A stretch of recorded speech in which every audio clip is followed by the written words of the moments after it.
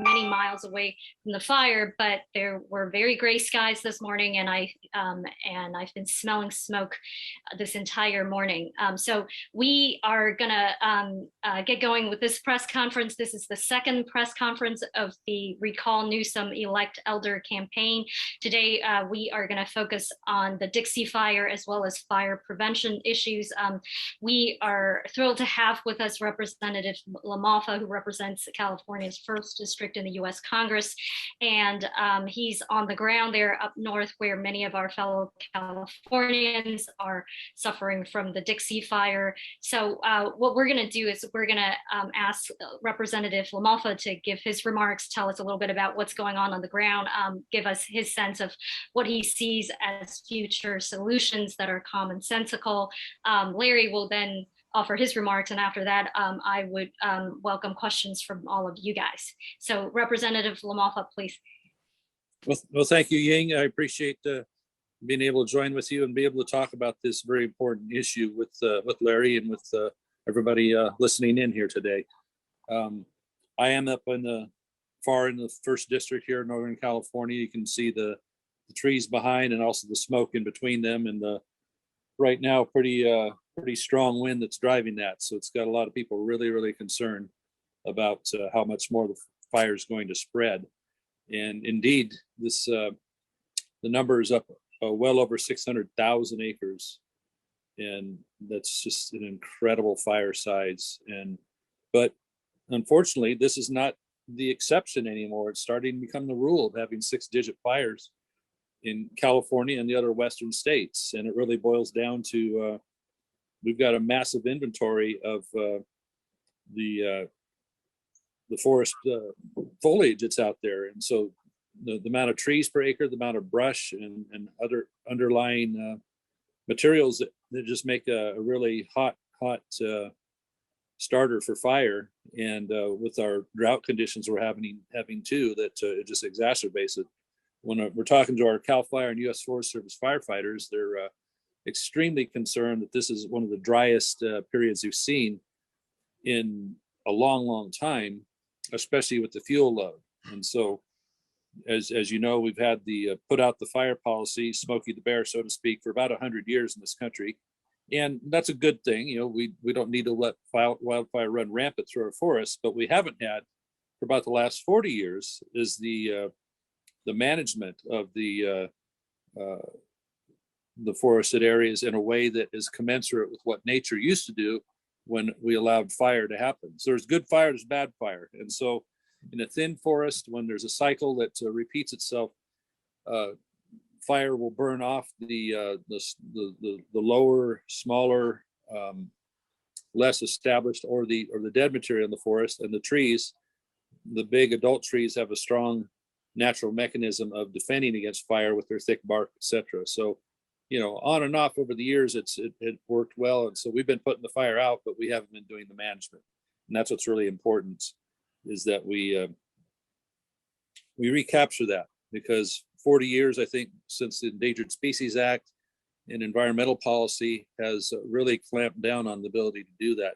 That's why we're suffering up here in this part of California, as well as a lot of our any fire endangered area in our state is really at any time could go up bad. We saw Paradise with what's called the Camp Fire 3 years ago wipe out an entire town of about 30,000. And you know, this year it took out, not very far from where I am right now, the town of Greenville. It's a much smaller town, but it's about 75% of it is devastated. So what we need is leadership that understands this and is willing to stand up and do it. And so I appreciate my conversations with Larry Elder about this, because he does get this and he wants to do something about it as our next governor. And so we have a very important choice to make here on the 14th of September to say, are we going to move forward with things that are good for California, good for our citizens, good for our whole landscape? And we've our natural resources are suffering up here because of non-management, mismanagement, or doing what's safely political. I guess for the people that are in charge. And, Governor Newsom has promised things that would, I think on the heels of the Camp Fire, everybody saw how bad that was. We had President Trump out here incoming Governor Newsom, outgoing Governor Jerry Brown were all on site up there. And so Governor Newsom, I think, made promises about speeding things up, putting aside some of the CEQA, the very burdensome CEQA process under the California Environmental Quality Act is what that is. It's not productive. And unfortunately, the promises that were made have not been fulfilled with whether it's been funding that was cut for fire protection and management, or the prioritization of moving beyond every nook and cranny of the CEQA process to something that would be, we call them categorical exclusions when we're doing forest policy. And those categorical exclusions aren't this devastating thing to the environment. They just simply move forward with processes and procedures you already know about how to do on thinning along roadways, around communities, power lines, things like that, and doing actual forest thinning work. So we're suffering badly on this, and Governor Newsom has not helped us in our state with things that could have been done.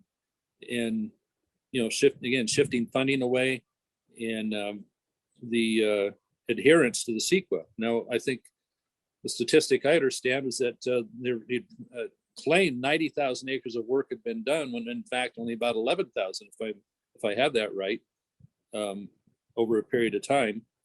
We had what's called the Bear Fire just above Oroville in Butte County last year. That's a 2020 fire that turned into a very giant fire and destroyed a couple small communities there. Well, the sad thing there is there's a groups called the Fire Safe Council. They're groups that more or less volunteer if they get the grant money to go out and do the thinning and work around communities and where it seems strategically good for like a fire break situation.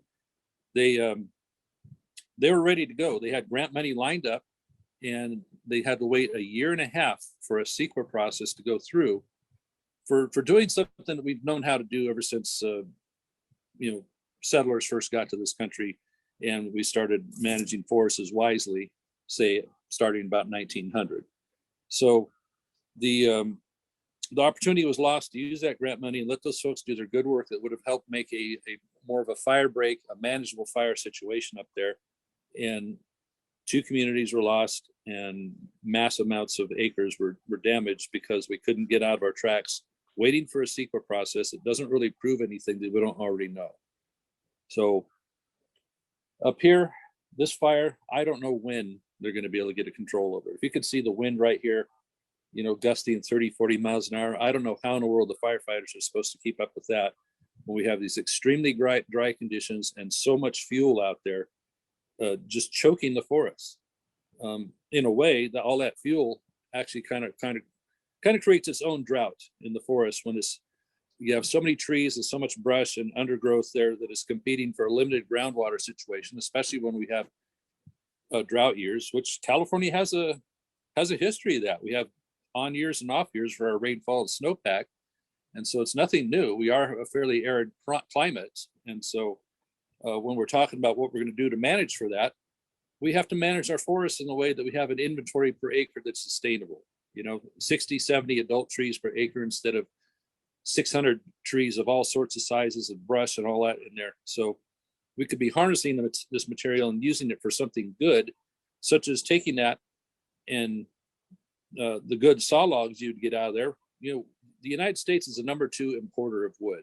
Why are we importing wood at such a rate in this country when we have the work that needs to be done here? We'll put the jobs back in our backyard. All these small communities we have up here that are bordered up that used to have a timber industry, but the spotted owl came along, and they used that as a leverage to shut them down. And so we're going to have to reinvest here. We're going to have the ability for sawmills to come back in and have a supply chain that lasts for 30 years. And indeed, we have the material out there that will last a long time. So it's really about getting back to work and doing it steadily at a pace that is we're going to get an edge on forest management instead of always being behind. So whether we're talking private lands, which do try to, I had legislation when I was in Sacramento to try and make the timber harvest plan permit process easier to do that work on private land. But we have federal lands that need much, much more done too. And so what we're looking for, we need a partner in Sacramento to help. because there's so much interaction with different state regulations and federal regulations that we often run into roadblocks because of Sacramento. We run into that on water issues where we're trying to move water around the state in such a way, and they block that with that Water Resources Control Board. Same thing here. They'll come up with something legally or in lawsuits to try and block what happens. And so even after a fire scar like this, when you're trying to salvage timber, you have a short window of time that you could effectively salvage timber and get value out of it before the wood becomes something that is now a waste product. So I'm really looking forward to furthering this conversation here today and with Larry Elder. And I appreciate so much that he wants to incorporate this into the discussion coming up for governor, and then getting the word out to all Californians that this is not an issue, a situation where we up here in the North Country want to cut all the trees. I've used the saying here recently that when we're talking to other audiences, that it's not about cutting every tree from the Mexico to the Canadian border. We want to manage, we want to thin them out. We want to have a sustainable amount per acre. And that's what we want to do in our federal lands, but we have to have cooperation with the state, not throwing up roadblocks on what needs to be done. And that's been too much the pattern for at least 40 years. So, but I do appreciate greatly that Larry Elder is very interested in this, and that wants to incorporate it as part of his plan as our new governor after September 14th. So, gang, that's all I've got for right now. So I'll be ready for questions or further comments should you wish. I'd like to say a few things. First of all, Congressman, thank you so much for your support. My heart goes out to the people who are suffering from this fire. My goodness. And you've been talking about these issues and been dealing with these issues for years and years and years. And I really do value your expertise. I'd like to just comment on a couple of things. If you could just give us a little bit more information about them. You are aware that the governor released some 20,000 convicted felons early. Yes, sir. Under his supervision because of the coronavirus, and some of those would have been used for fighting some of these fires. And I'd like you to comment on the lack of manpower as a result of the early release of these convicts. And also, we know that PG&E has been properly criticized for not spending more on fire safety, doing more on fire safety. But I also understand that every year the percentage of our energy coming from renewables has increased, and PG&E has spent billions of dollars on renewables, which I consider to be frequently unreliable, and therefore giving them less money for removing trees and putting power lines underground, the kinds of things that would have made these fires less intense. Yeah, thank you, Larry. Again, I'm proud and pleased to be part of your team and backing you in your effort here, and you're doing great. So when you bring up this inmate situation, the CCC and the inmate, those have been good ways to get people out in the forest and doing the work that is helpful that CAL FIRE can't get to with its personnel and Forest Service on the federal land. So the inmates have actually, by and large, they like to be in the program. It gets them out of the prison. It gets them out where they can start doing something outside and eventually learn a skill and learn the work process. So back in, some years ago, we had much lower level of criminals going out there doing that. But with the releases that have gone on under AB 109, Prop 4757, all these things that have made incarceration of hardened criminals less likely to happen, Governor Newsom's been turning them out of prison greatly. And so now we have to sift through a little tougher set of criminals to do this inmate program, to get out there and do this good work that they're doing, whether it's on a fire line or the green work you do ahead of time. So, and what's more insulting than that even, Larry, is that we have just about 30 miles from here, the town of Susanville has one of those facilities, and the governor has slated this to shut down, which will not only be devastating to the local economy and such, but the important thing is that, when you're convicted, you need to serve your time. You need to pay that price, and you have a way to work that off with being on these fire crews, and that's been extremely helpful in past years. But we see that dissipating more and more and more, and we have less and less personnel. As it is, U.S. Forest Service is already strapped for personnel, We're working on trying to get better pay.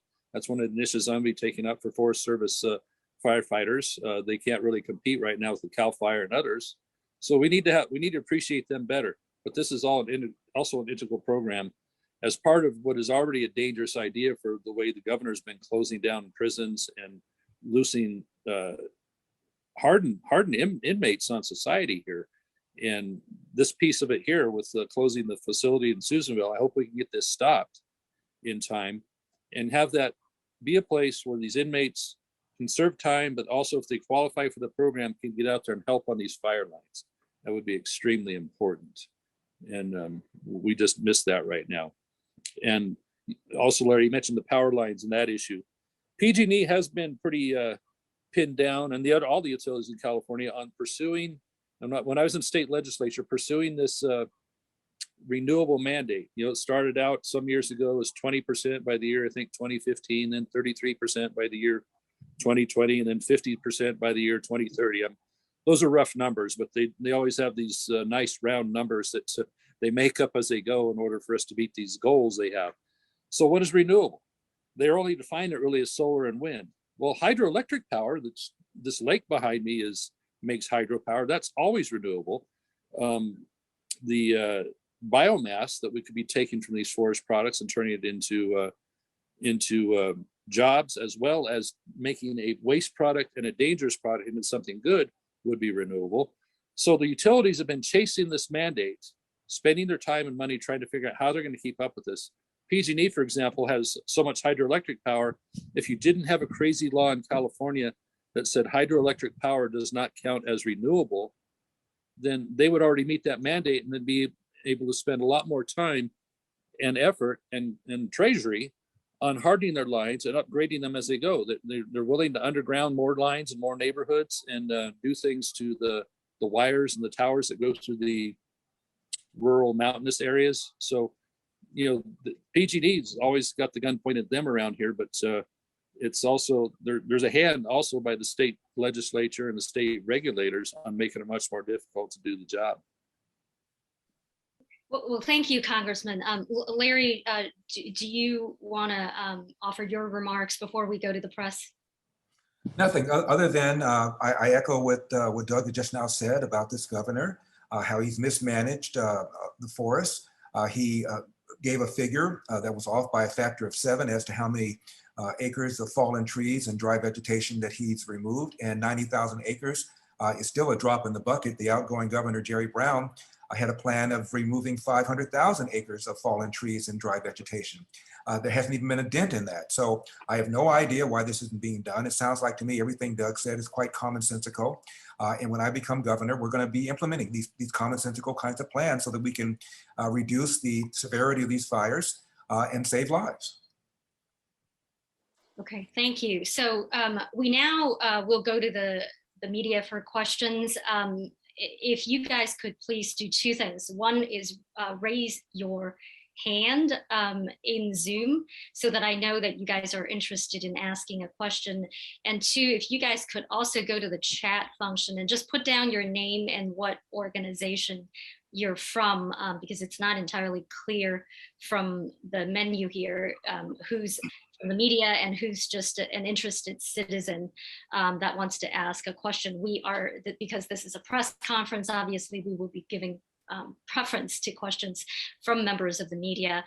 Additionally, if there are folks here from the local media up north where you guys are being affected by the Dixie fire, please do let us know because we'd like to make sure that you guys get a chance to ask questions of Congressman LaMalfa as well as Larry. So again, if you're interested in asking a question, please raise your hand. And additionally, if you could also just put in the chat function who you are and what media outlet you're from. Our first question will come from Brad Hooker at AgriPost. I'm sorry, Brad, if you could hang on a second, what I'm going to do is I actually have to bring you on to the screen, and And once you see yourself on the screen, you will be able to ask a question. And if I could ask everybody to limit themselves to just one question. If there is time later, we can do another round. But for now, if everybody could just ask one question, and we'll try to get to as many of you as possible. Okay, great. Thanks. Thanks for taking my question. Hope you guys can hear me okay. I just wanted to ask, we have in agriculture, one of the challenges is we want to expand grazing more to reduce wildfire fuel loads. One of the challenges here in California is that we have an ag overtime law that's going into full effect in January. I was wondering what your approach would be to that. Would you put a pause on that? How would that work? And that's for Larry Elder. I would rather have Doug respond to that if he could. Certainly, as I like to say in my real life, I'm a farmer and farm rice down there in Butte County. And the regulations that have been coming down have made it much more difficult in agriculture on the labor side and even on the minimum wage side, where that should be a market situation where a negotiation between the farmer or any employer and their employee. And so we used to have a situation where an employee could work 60 hours a week without it kicking into overtime. And that's made it where farmers either have to find ways to mechanize more or figure out how to have double shifts or just do a little less. And the families that are not subject to that have to work harder, or their bottom line is not met because they're paying these higher costs. And a lot of times what you're finding is the workers don't really want to be limited to 40 hours either. The type of people working ag are used to the long hours. It's not abusive. It's a situation where they want to work those 6 days. Generally, when you have immigrant labor, they want to work hard for the season. And then if we could fix the immigration and we could fix some of these situations where they would have a better free pass if they happen to be from Mexico or outside the country, that they would be able to do that better. So I'm getting in a lot of different policy situations here, but it comes down to we need to have agriculture sit more prominently at the table and say, here's how things would actually work. Listen to us on this. And we're all about treating the employees well, but the employees will tell you they want more flexibility on hours and the ability to work those hours that way and not be limited. And that's the backwards thing the legislation has done. And so I think it's just detrimental when Sacramento gets pie in the sky ideas and doesn't listen to the people that have been doing it for a long time and even the people involved in labor that ideally would like to be able to work under the older conditions. Okay, thank you, Congressman. Our next question comes from Carly Mayberry from Newsweek. And Carly, if you could please unmute yourself. You don't need to come on the video. Feel free to just ask a question via audio. Okay, thank you, Yin. Can you hear me okay? Yes, we can. My question is for Congressman LaMalfa. I just wondered what his response is to reports that the recent Tamarack fire, which basically resulted in a loss of, thousands of pristine wildland, thousands of acres of pristine wildlands and people's homes. There have been reports that it could have totally been prevented, that Forest Service officials opted to let the fire burn due to their resources. I wondered if he could respond to that question. Congressman LaMalfa, were you able to hear the question? Congressman? I think perhaps it looks like our Zoom is frozen.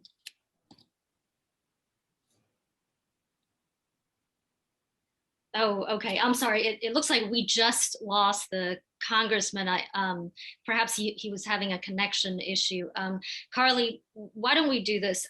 Why don't we bring you back on a little later when the congressman is able to rejoin us? I'm sorry about that. No, that's fine. I think the connection where he is may not be stable, because I know that up north where they're having a lot of wildfires, the communications grid certainly has been affected. So, let me bring you back on a little later when the congressman is able to rejoin us. Sounds great. All right, thank you, Carly. So our next question comes from Michael Blood of the Associated Press. Michael, if you could give me a second here, we are going to bring you onto the screen.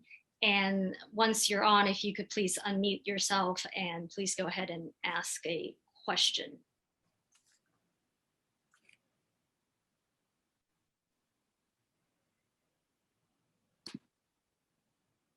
Okay, Michael, please go ahead. Can you hear me? Yes. Yes, we can. Yes. Yeah, Larry, we're obviously in the midst of a campaign, and I have a broader question for you here. Governor Newsom has been attacking you almost daily as a mirror image of Donald Trump. That seems to be one of the main messages that's being driven by his campaign. I wondered if you could respond to that. And also, I'm sure there's some issues you probably agree with President Trump and perhaps some others where you don't. I wonder if you could point a few of those out. Well, when Michael, I am called these kinds of names, I would love to have Governor Gavin Newsom give specifics. He rarely does because apparently he believes that Donald Trump is a four-letter word in California, and just by yelling Trump, that will scare people. I am a Republican. I've not voted for a Democrat since 1976. That was Jimmy Carter, and frankly, I regret that. A couple of years I voted for the Libertarian candidate, but I haven't voted for a Democrat since 1976. So just yelling Trump, Trump, Trump is what Gavin Newsom does to divert attention from his record on crime, his record on the rise of homelessness, his record on the fact that for the very first time in our state's history, people have left California and we're losing a congressional seat as a result of that. As far as areas where I've disagreed with Donald Trump, I'm sure there are many. I'm a free trader. I've often felt that his position on free trade was far more restrictive than that of mine. And regarding even what's going on right now in Afghanistan, I recall during the Trump administration, he reduced the numbers of troops by about half. I felt that that was probably an unwise thing to have done. So there are many issues where I've disagreed with him. I've never had a president with whom I've disagreed 100%. But for the most part, I've enjoyed what President Trump did regarding immigration. I thought what he did regarding the economy was sound. The Black economy had never been better. He pardoned Jack Johnson. That may be symbolic for a lot of people, but he's the first Black heavyweight champion. And there was a 15-year move to do that, led by people like Sylvester Stallone and Ken Burns, a documentarian. And neither George W. Bush nor Barack Obama pardoned Jack Johnson. Donald Trump also put funding for historically Black colleges on a permanent footing for about 10 years. He supports choice in education, which I certainly do. If you look at polls, Black and brown parents living in the inner city support school choice. The teachers union here in California, arguably the most powerful union and the largest funder of Gavin Newsom, is adamantly opposed to school choice, largely because the teachers would not become union members. They would not get those automatic dues. And when you look at where teachers put their own school-age kids, they're far more likely to have their own kids in private school than households that do not have public school teachers. So for the most part, I thought that Donald Trump was a solid president, and whoever the standard bearer is in 2024, whoever he or she is on the Republican side, I'm going to support him or her.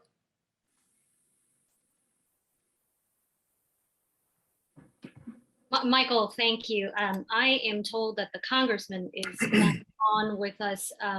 If you guys could just bear with me, I'm going to try to bring him back on the screen here.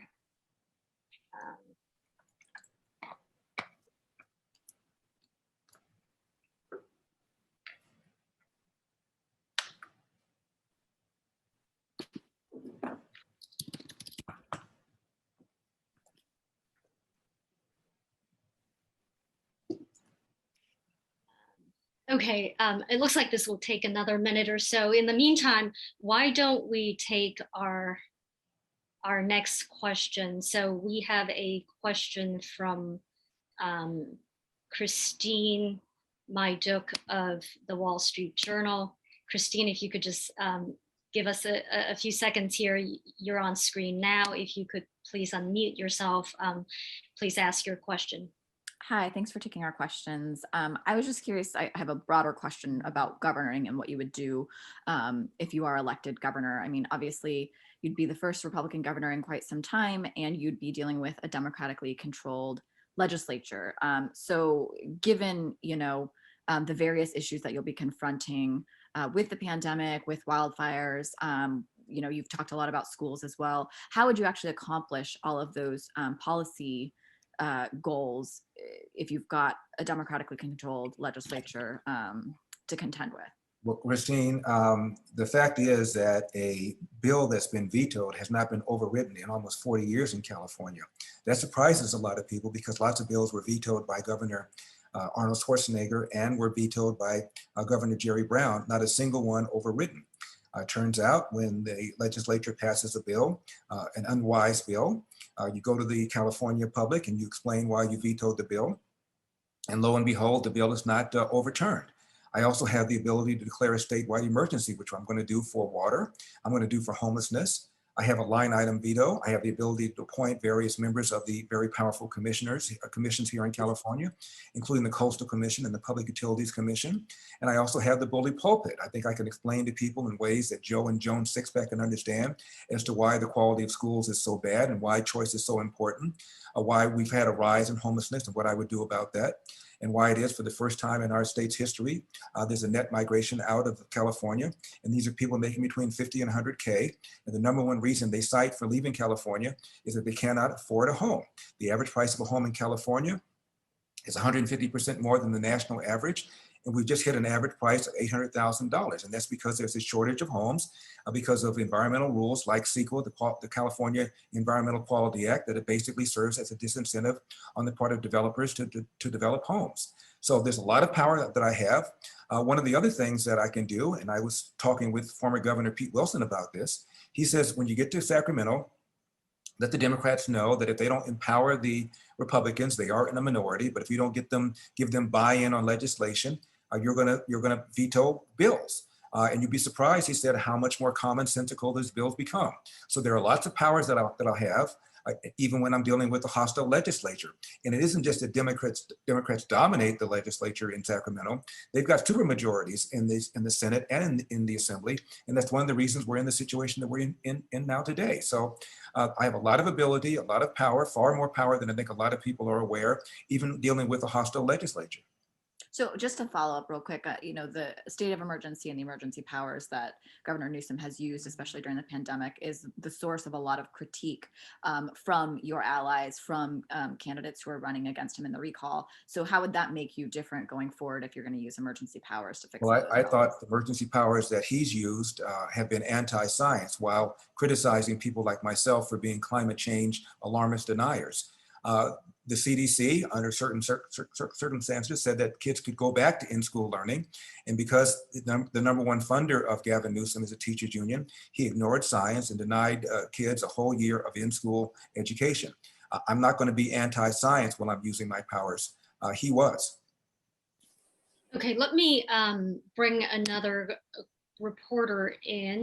And Congressman, before you were disconnected, you were being asked a question by Carly Mayberry from Newsweek. So let me bring Carly back on the screen so that she can properly ask you a question again. And hopefully this time you'll be able to hear her. Carly, if you could please unmute yourself and please go ahead and ask your question. Thank you. Yes.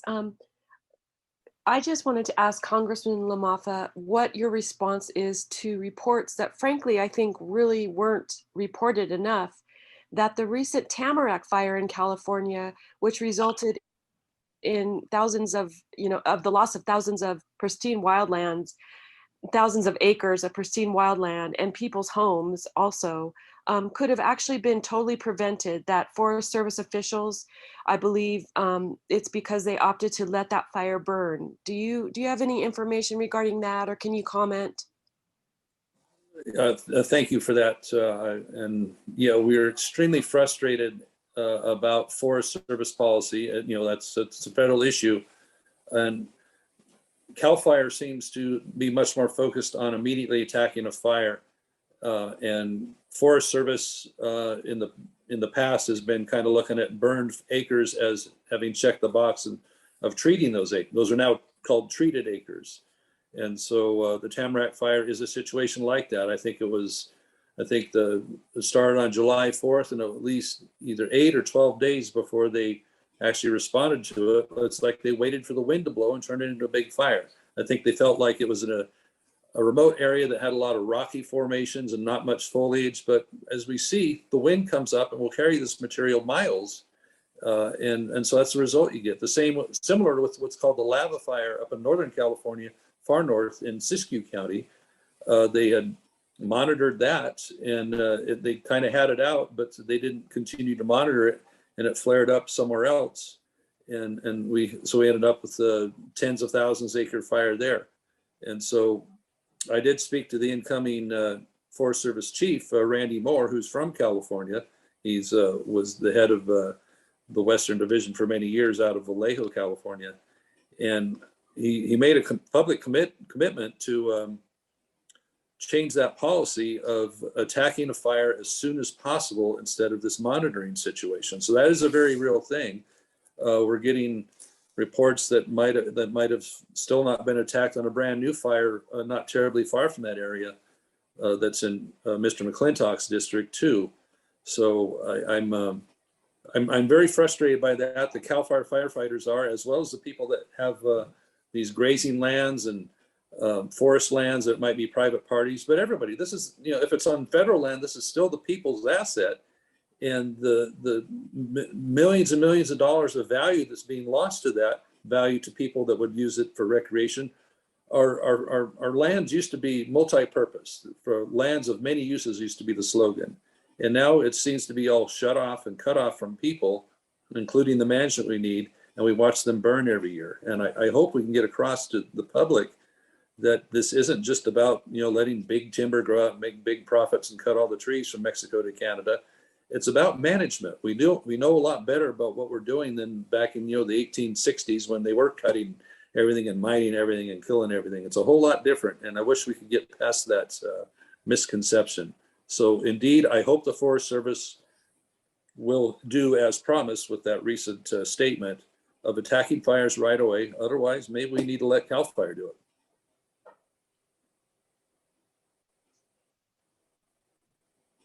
Thank you, Congressman. Thank you, Carly.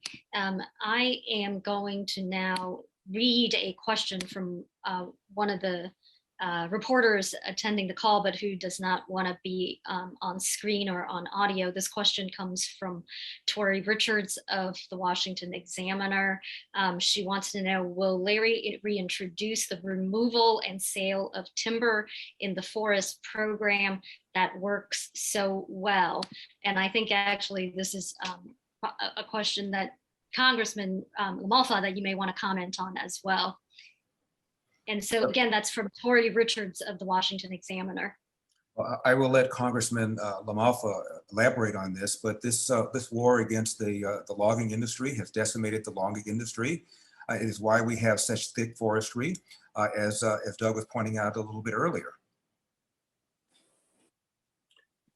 Exactly. I mean, look, some of the effects on local rural economies without the logging industry, which it knows how to be responsible on how we manage our lands to good effect. You would have what used to be a program called, well, it's called now the Secure Rural Schools, where the federal government kicks money in to replace the industry it used to have. We have to go hat in hand every year and basically beg for this money that replaces dollars that used to come from timber harvest receipts. Those dollars would go for local schools and also maintain local roads.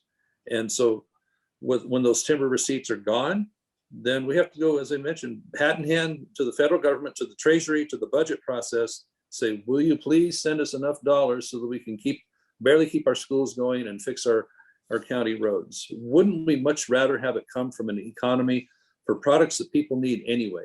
We need wood. As I mentioned, we're the #2 importer of wood in the world, and we have it all right here in our backyard. We can responsibly harvest that and have much better outcome for our lands. All these burn scars you're going to see here are going to be the next fire if they just leave the ghost trees behind, which is what is frequently done on federal land. the old standing trees that are now burnt out, they become a haven for insects, which attack the other green trees farther away. And then for the next lightning strike.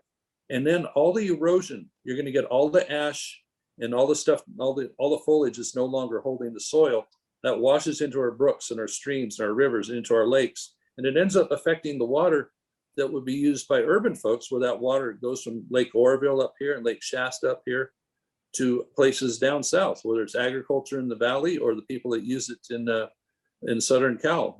This is a very detrimental thing. There's no upside to what's going on here.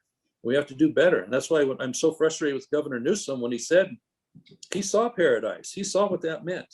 He knows what these things are, and he made these promises. So if he can move so harshly and so quickly on COVID issues and keeping kids out of school, or this mask mandate that's going down, with such strenuous executive orders, why can't he move quickly right now on the executive order? There was long delay on addressing the drought emergency we have, and a pretty long delay right now when we should be asking FEMA for help on this giant fire. I don't know what the deal is. And so it's about leadership. I wonder if the governor sometime is just too intimidated by this process to make these big decisions because of wetting the finger and seeing where the political winds are blowing. Just do the right thing and people will reward you for that. And I think that's why Larry Elder, he clearly gets this and wants to be in that position to make these not always easy decisions, but ones that are necessary to be done. And in the end, people will see it was the right decision. We've also talked about the extreme levels of wealth and poverty here in California. We've got the highest income tax rate, 13.3%. But a lot of people are perfectly happy to pay that. We have extensive social programs for people who are poor. It's the middle class who are suffering, and the decimation of the logging industry has also caused a lot of middle class jobs also to leave California. This is why, again, for the first time in our state's history, you're finding people making between 50 and 100K leaving California. And one of the reasons is because of this attack on the middle class, on the working class, and it is personified by this attack on the logging industry. Yeah, let me follow up on that with the poverty level. You see the situation. Some folks in the inner city have a heck of a lot in common that isn't really known with folks in the very, very rural areas like the town of Greenville. There's many people with very small homes that if you put them on the market, other than land values in California, the home itself wouldn't be worth $50,000. And so these people are oftentimes uninsured, living on a fixed income because their job is gone, or their job they had 30 years ago, they're at retirement age and they're living on Social Security. But that's how they exist, is on this super low cost home that in these small rural areas that they don't have any place to go because now every time you burn out another town because of these terrible policies, they're now in shelters right now.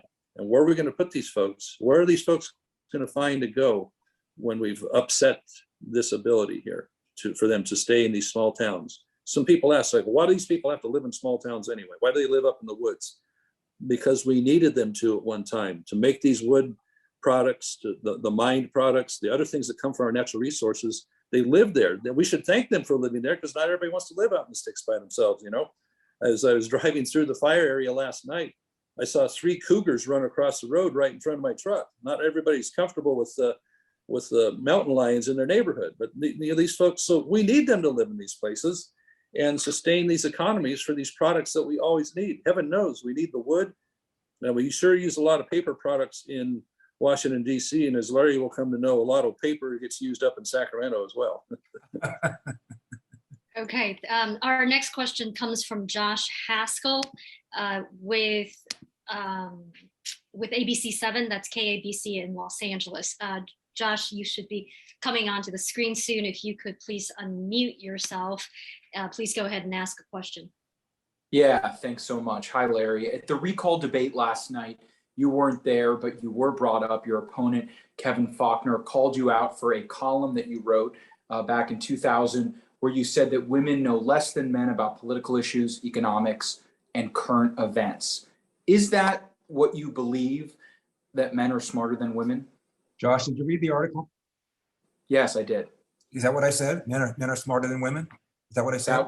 That was a direct quote in the column from 2000. That men are smarter than women? No, it is not. Tell me where the quote is. You said in 2000, where you said that women know less than men about political issues, economics, and current events, and that's what your opponent brought up last night at a debate that you weren't at. You just said in my article that Larry Elder said men are smarter than women. Where in my article? I was saying what Kevin Faulkner said last night at the debate, no, you said in my article, I said, no, I'm sorry, Josh, you said it just now, a moment ago, we can play it back. You said in my article, I said men were smarter than women. You falsely quoted the article, correct? So what do you mean by that comment? Thank you. In the article? Why don't you then ask me what did I mean by my article instead of falsely quoting the article? You weren't at the debate last night, so I'm just giving you an opportunity to respond. To get that. I'm just giving you an opportunity to respond to what your opponent said. In the article, I quoted a study done by the Annenberg School, not exactly a right-wing organization, that looked at 25 issues. It turned out men were more knowledgeable about 15 of those issues. I also quoted a woman who works there, and she said the reason that women knew less is because women rely mostly on getting their news from local news. And she quoted in the article, quote, "Watching local news makes you dumber," close quote. I didn't say that. Ms. Jameson said that. So if you want to suggest that Ms. Jameson is calling women dumber than men, then perhaps you ought to direct your question to her. You know what's really disappointing about all this is that we're taking what an opponent said at a debate when the opponents all ought to be focused on Gavin Newsom instead of attacking other Republicans with scurrilous things like that. And to bring that up in this conversation, we're actually talking about our natural resources and about 100 people in my district that have perished over the last few years. Bringing up some made up thing at a debate is really, really disappointing when we're talking really about our resources issues and why Mr. Elder had me on here today. So let's get back to something more factual and useful here instead of some scurrilous deal used at a debate. You know, I mean, Republicans doing the circular firing squad. That's why Mr. Elder probably doesn't go to those, is because the focus needs to be on Gavin Newsom's bad management and bad leadership this last 3 years. But Gavin Newsom's name isn't on question 2 on the ballot. So that's why he's running against the other Republicans in the race.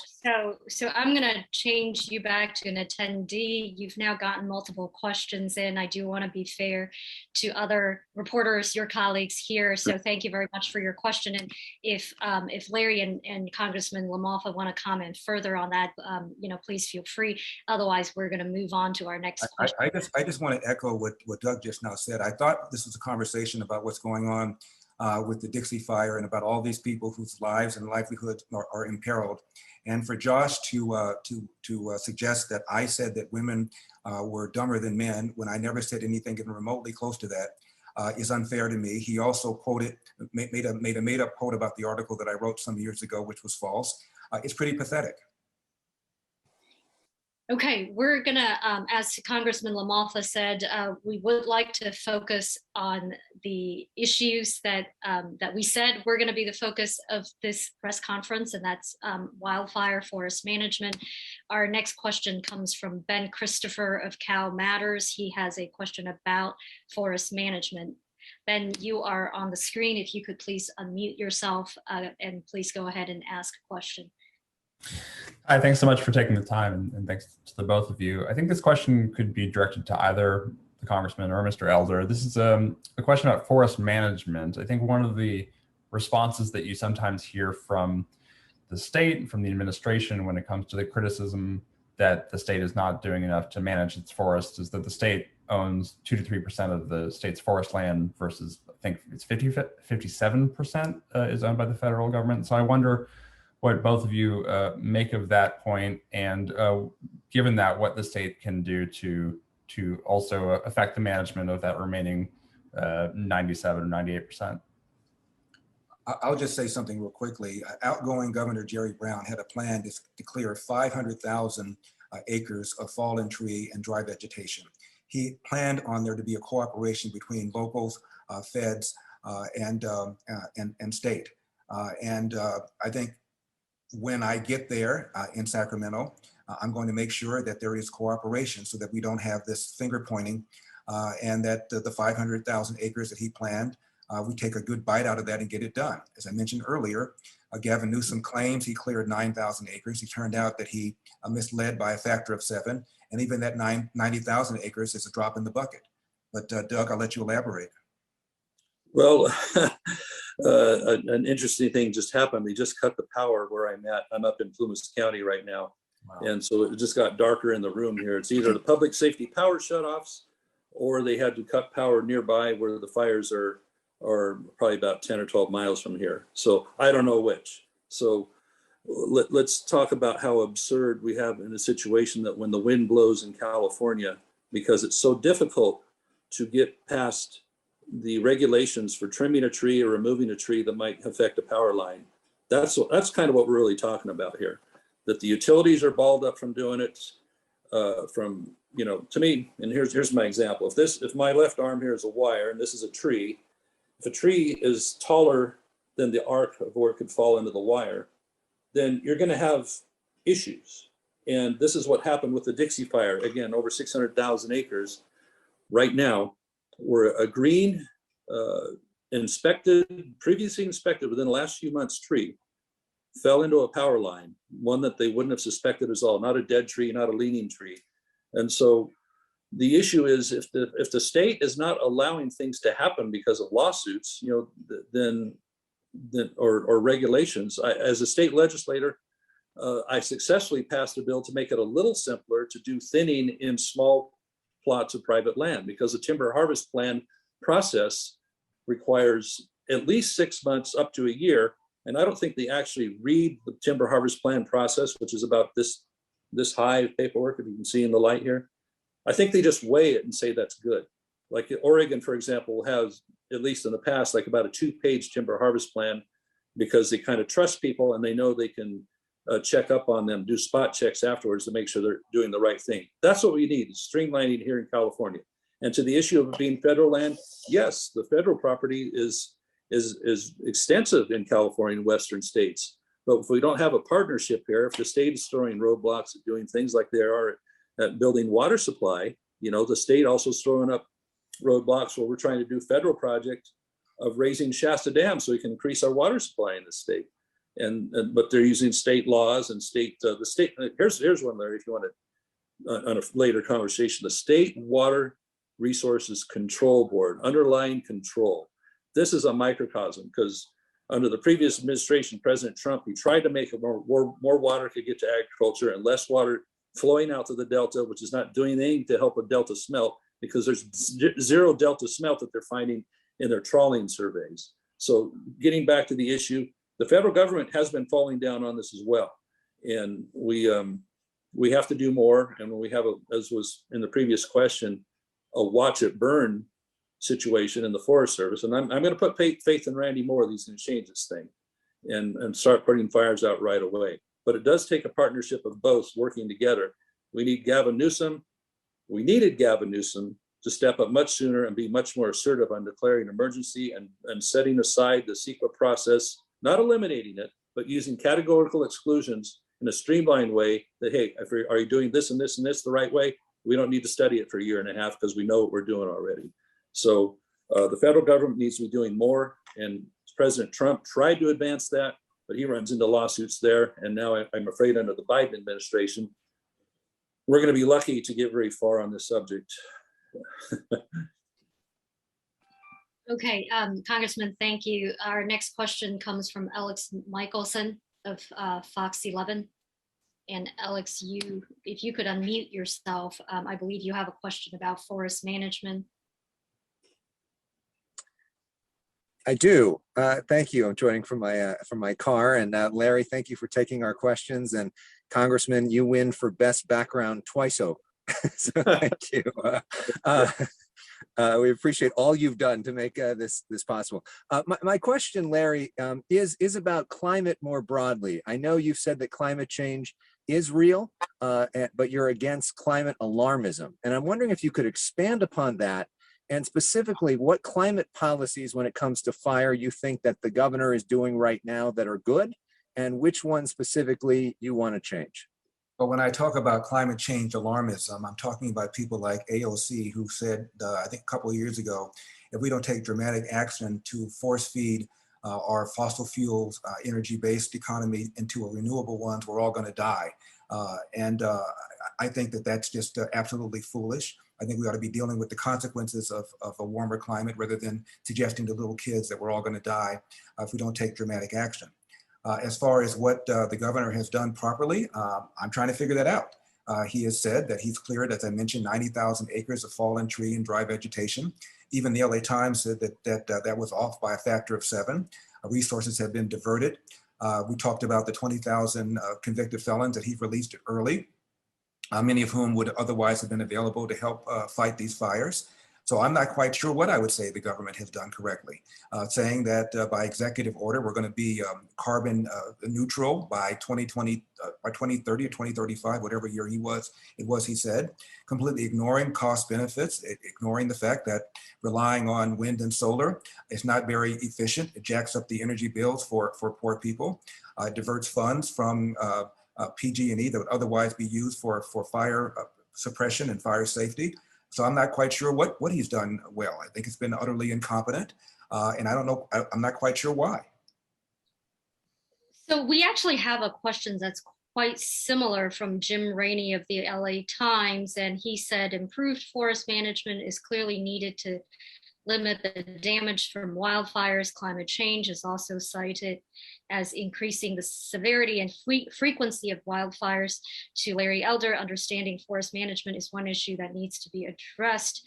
As you said, is it important to reduce the burning of fossil fuels to slow the warming of the planet and thus the wildfire threat? Again, this is Jim Rainey from the LA Times. It's somewhat similar to the question that Alex asked earlier.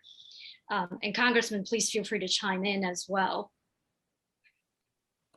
Well, again, we've had this war on oil and gas. At one time, California was headquartered to all 10 of the major oil and gas companies in the country. Now I think only Chevron is left, and they're putting a lot of their facilities elsewhere, like Texas. These are costing us middle-class jobs. I'm not quite sure what the trade-off benefit really is. We should be doing more for things like fracking. We're doing less, and I think it's been very dangerous that we're shutting down nuclear power plants.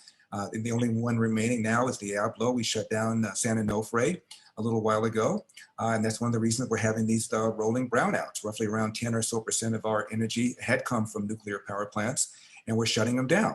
And I think the technology is very different from the one that existed at 3 Mile Island, for example, which has scared people, but nobody died at 3 Mile Island.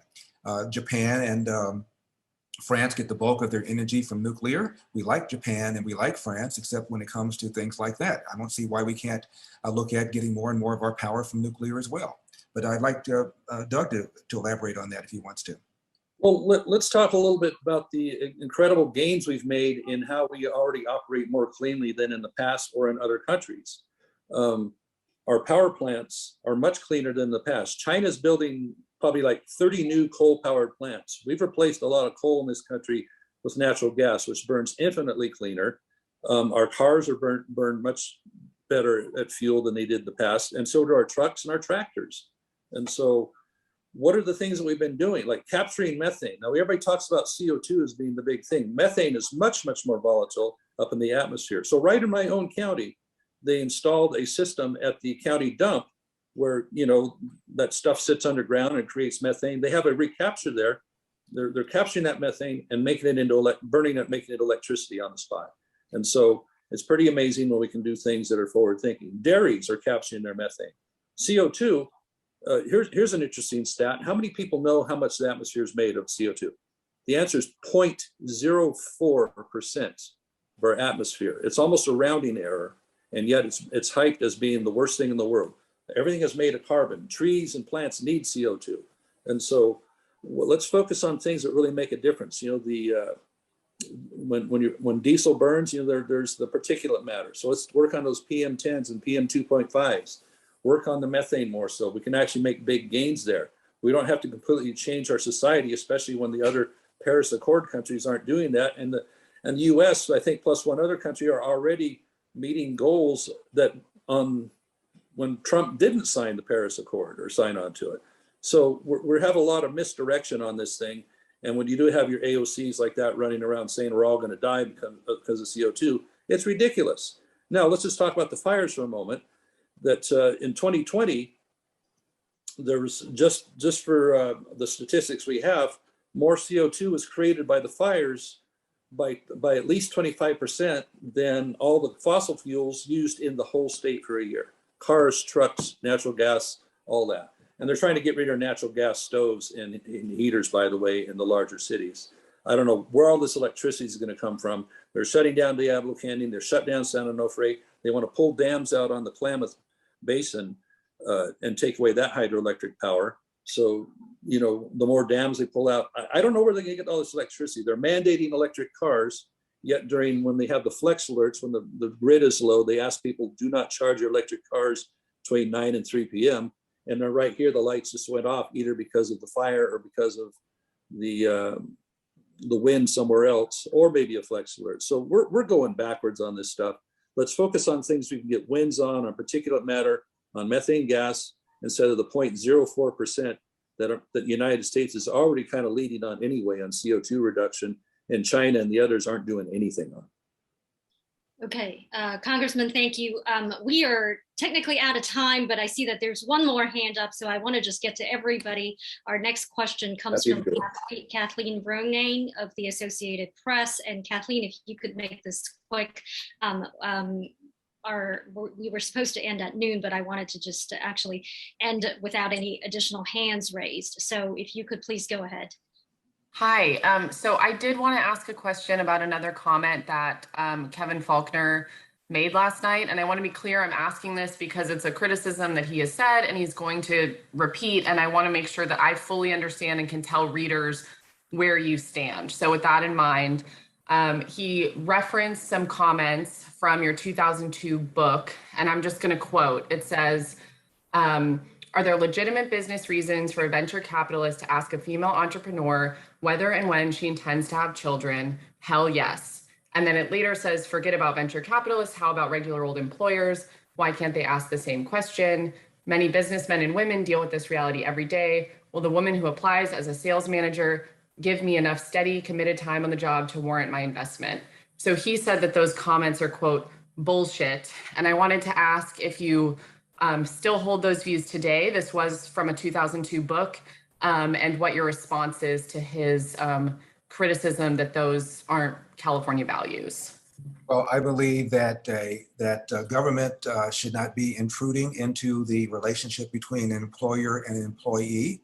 And I believe that a female employer could ask questions of a female employee or a male employee that directly impacts on whether or not that person is going to be available to work a full 40-hour week. I know there are all sorts of laws and rules and regulations that prevent that. But I wonder whether or not it's wise for government to be interfering like this, same as I feel about the minimum wage. If a willing seller and willing buyer of labor agree on a certain price, I'm not quite sure why it's the government's business to intrude on that. That's my point. Okay, all right, we are done. We want to thank Congressman LaMalfa for his time, and our thoughts and prayers go out to your constituents up north. Thanks to everybody in the media who attended and asked a question. Larry, do you have any final comments before we wrap this up? I really don't. Okay, thank you, everybody.